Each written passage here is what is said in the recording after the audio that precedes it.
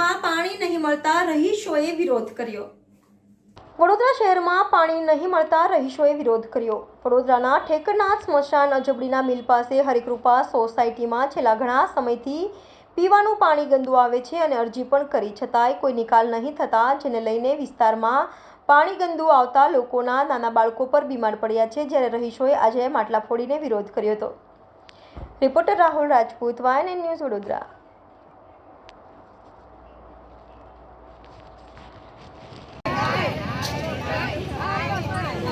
નમસ્કાર દર્શક મિત્રો, સયાજી સમાચારમાં આપનું હાર્દિક સ્વાગત છે। આજવા લાઈનનો અહેવાલનો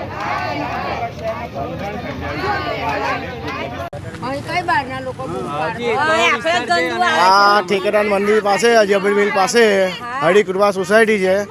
હવે 4-5 દિવસ એટલું ખરાબ પાણી આવે છે કે અમે પોતે મેં માંડો છું અત્યારે પહેલેથી ગંદુ પાણી અને પાણી પી અમે પોતે બધા માંડા છે। માથે 8 મહિનાનું છોકરું એ બી અત્યારે માદું છે ને એટલું ખરાબ પાણી અમે અરજી નાખવા છે પણ કોઈ સાંભળવા તૈયાર નહીં થતું।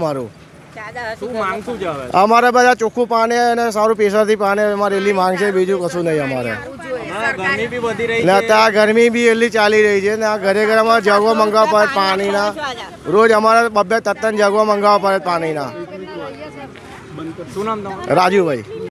Subscribe now and press the bell icon. Never miss an update.